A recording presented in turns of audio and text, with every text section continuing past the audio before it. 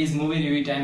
ఈ రోజు natural star Nani, Keerthy Suresh జంటగా త్రినాథరావు నక్కిన దర్శకత్వంలో తెరకెక్కిన చిత్రం నేను లోకల్. టైటిల్ కి తగ్గట్టుగానే మాస్, కమర్షియల్, లవ్, కామెడీ అన్ని సమపాలలో ఉన్నాయి. ఇంకెందుకు ఆలస్యం, ఆ సినిమా స్టోరీ, రివ్యూ, రేటింగ్ అని చూసేద్దాం. ముందుగా స్టోరీ విషయానికి వస్తే, నేను లోకల్ టైటిల్ కి తగ్గట్టుగానే బీటెక్ లో ఇన్ని బ్యాక్లాగ్స్ పెట్టుకుని లోకల్ ఏరియాలో లోకల్ గా తిరిగే కుర్రాడు నాని. అతనికి తన ఏరియాలో ఒక లోకల్ ఫ్రెండ్ బ్యాచ్ కూడా ఉంది. సో అనుకోకుండా సప్లిమెంటరీ ఎగ్జామ్స్ కి వెళ్తాడు. అక్కడ ఒక ఇన్విజిలేటర్ వస్తాడు. ఆ ఇన్విజిలేటర్ బాగా స్ట్రిక్ట్. ఎక్కడ ఎవరు కాపీ కొడితే బుక్ చేద్దామని చెప్పేసి ఉంటాడు. అనుకోకుండా ఆ ఇన్విజిలేటరే నానికి బుక్ తీసుకొని ఇచ్చి, ఇక ఈ కాలేజీలో ఉండొద్దు, జీవితంలో నాకు కనపడొద్దు అని చెప్పి వార్నింగ్ ఇచ్చేసి వెళ్ళిపోతాడు. అనుకోకుండా మన లోకల్ కుర్రాడు ప్రేమించిన అమ్మాయి కీర్తి సురేష్ ఆ ఇన్విజిలేటర్ కూతురు అవుతుంది. కీర్తి సురేష్ నాన్న మాట జవదాటని కూతురు. నాన్నే ప్రపంచం. నాన్న ఎవరిని చూపిస్తే వాళ్ళనే చేసుకోవాలనే సిద్ధాంతం తనది. సో ఇక ఆ అమ్మాయిని చూసిన ఆనందంలో చదవద్దు అనుకున్న నాని ఎంబీఏ కాలేజీలో జాయిన్ అవుతాడు.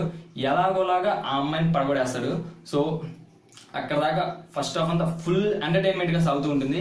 ఇంటర్వెల్ ఒక అదిరిపోయే ట్విస్ట్. ఇంటర్వెల్ సీన్ అయితే బాగుంది. సో అక్కడే అందాల రాక్షసి ఫేమ్ నవీన్ చంద్ర ఎంటర్ అవుతాడు. సో అక్కడ ట్విస్ట్ ఏంటంటే, నవీన్ చంద్ర 4 సంవత్సరాల క్రితమే కీర్తి సురేష్ కి ప్రపోజ్ చేస్తాడు. అది వాళ్ళ నాన్నకు చెప్తాడు వెళ్ళి. వాళ్ళ నాన్న, నువ్వు ఏదైనా సాధించరా, మా అమ్మాయి నీకు ఇచ్చి పెళ్లి చేస్తా ఉంటాడు. ఇక సెకండ్ హాఫ్ మొత్తం స్టోరీ అంతా అదే. సో ఇక నాని హీరోయిన్ వాళ్ళ నాన్నని ఇంప్రెస్ చేసే పనిలో ఉంటాడు. సో ఏదైనా ఒక మూమెంట్ దొరకపోతుందా, ఆ మూమెంట్ దొరికితే చూసుకుందాం అనుకుంటాడు. సినిమా అయిపోతా ఉండదు, జనమేమో ఇంకా ఏ మూమెంట్ రాదనుకుంటాడు. కానీ అక్కడ వస్తుంది సరిగ్గా క్లైమాక్స్ దగ్గర మంచి ట్విస్ట్ వస్తుంది. సో ఆ మూమెంట్ ఏంటి, ఆ తండ్రి ఏం చేశాడు, హీరో ఏం చేశాడు అనేది మిగతా కథ.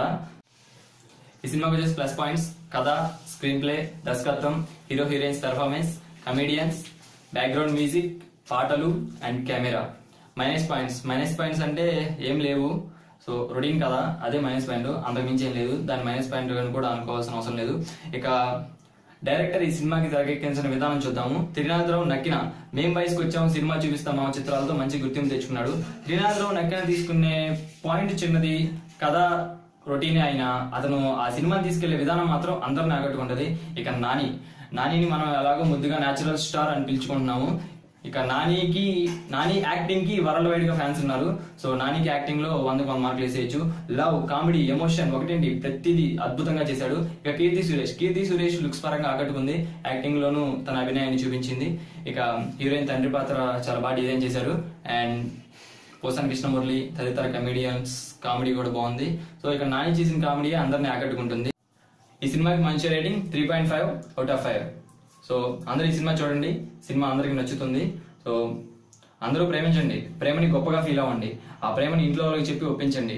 ఈ కాలంలో అమ్మాయి వాళ్ళ తల్లిదండ్రులకు కావాల్సింది వాళ్ళ అమ్మాయిని బాగా చూసుకుంటారనే నమ్మకం. So all the best to everyone.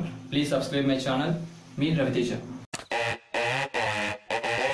అమ్మా, నాన్న, మీకోసం కాలేజ్కి వెళ్తాను, ఎంబీఏ చదువుతాను, అమ్మాయిని ఫాలో అవుతాను. ఇప్పుడే చూసి అప్పుడే లవ్ ఏంట్రా?